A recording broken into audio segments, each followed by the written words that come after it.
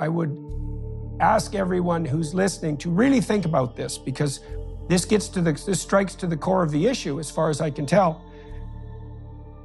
I don't think there is anybody who's a more effective advocate for genuine progress on the environmental front than Bjorn Lomborg.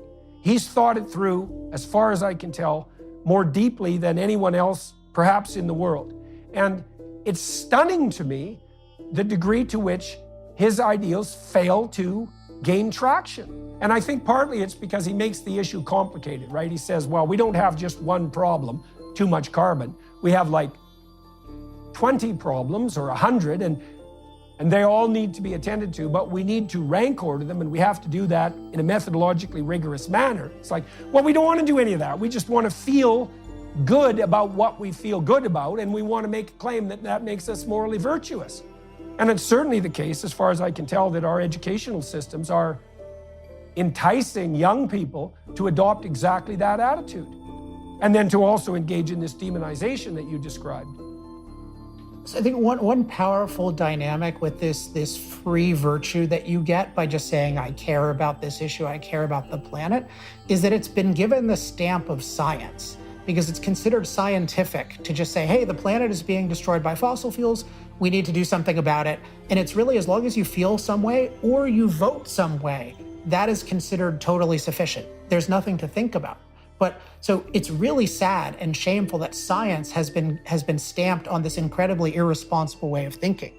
And one thing I've tried to do, and I think Bjorn does this, but I think I do it probably most explicitly, and I think it's very, very important to do it explicitly, is I keep talking about the benefits of fossil fuels and how the other side is ignoring the benefits of fossil fuels. So I go as far as to call the other side fossil fuel benefit deniers. I also call them climate mastery deniers, because they deny our ability to master climate danger. And I think people can really get that we're thinking about this issue in a way that makes no sense, because we're only looking at the negative side effects of fossil fuels. We're not looking at the benefits. And if you look at my work, The Moral Case for Fossil Fuels, Fossil Future, it's really stressing the goodness of fossil fuels. Not just fossil fuels aren't as bad as you think, but they're an actual positive good. And I've seen you make this case as well. I think it's very, very powerful. Imagine my book had been called Fossil Fuels Aren't Quite as Bad as You Think. It would have made no impact. What's really needed, we've had this inverted morality that says that food is poison and poison is food. And I think it's not enough to say, oh, they go too far. It's to say, no, they are attacking something good. And once you have a positive case for fossil fuels, the other side goes on the defensive. If you watch what happens when people will debate me, they don't really have an answer to looking at the full picture. Their answer is call me a climate change denier, try to smear me, but they can't answer the argument of, if you look at the full context, benefits and side effects of what's good for human flourishing, fossil fuels are incredibly good and will remain good for the foreseeable future. And it's a pretty simple argument. That climate change denier phrase is a real interesting one too, because that's a phrase that's so manipulatively propagandistic that it's almost incomprehensible.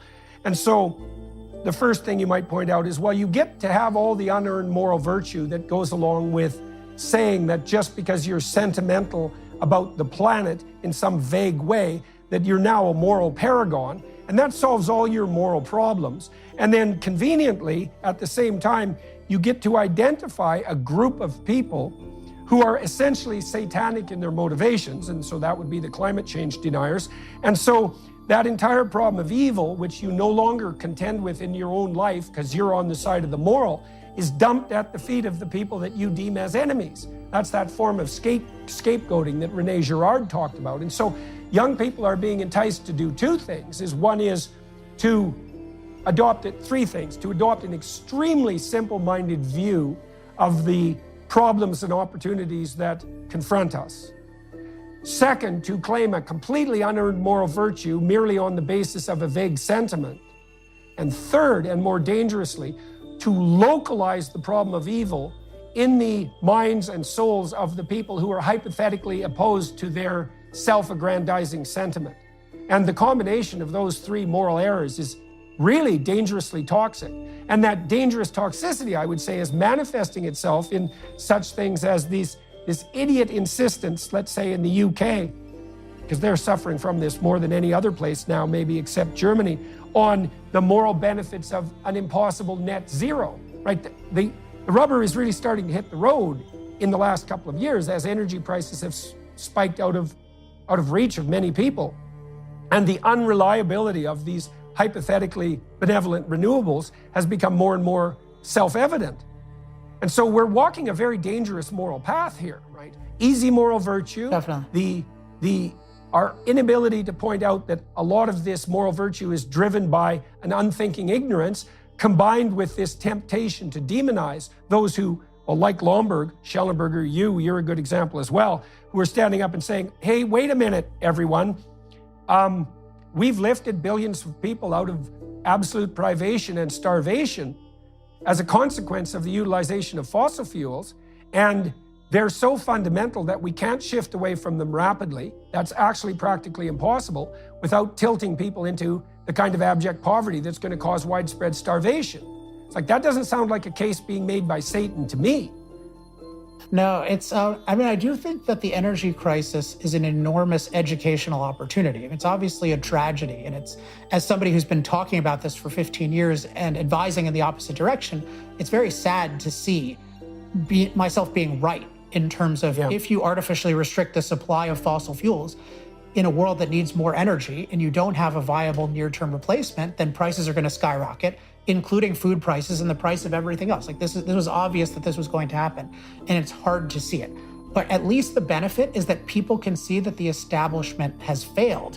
That's the benefit of a crisis. People see the establishment has failed, and the key is, in my view, two things. One is the right people need to be implicated, and the right people need to be vindicated.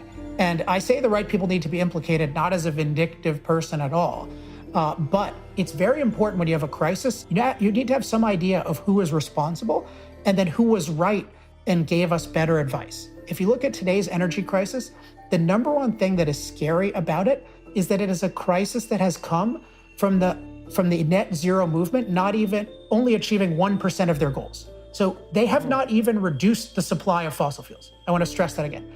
They haven't even reduced the supply. They just slowed its rate of growth. They already wanted to dramatically reduce the supply. That was their goal. We were supposed to be using way less fossil fuel by now. They just slowed the growth, and that was enough to cause a global energy crisis in a world that needs far more energy. So that should really wake us up. What if we actually start on their path of getting rid of fossil fuels? And again, we have 27 years now, 27 years and less than a month as we record this to achieve net zero, which in effect means getting rid of fossil fuels. We could talk about offsets and stuff, but that doesn't work at any scale that there's any evidence of. So it's really this homicidal movement in its consequences. And I do think people are waking up, and they're particularly waking up to the idea that, hey, we ignored the benefits of fossil fuels. What I call our designated experts did this. And these people need to be jettisoned. You cannot listen to anybody about energy and climate who ignores the benefits of fossil fuels to billions of people, because if you do, you get an energy crisis. And if we keep listening to them, it's going to get a lot worse.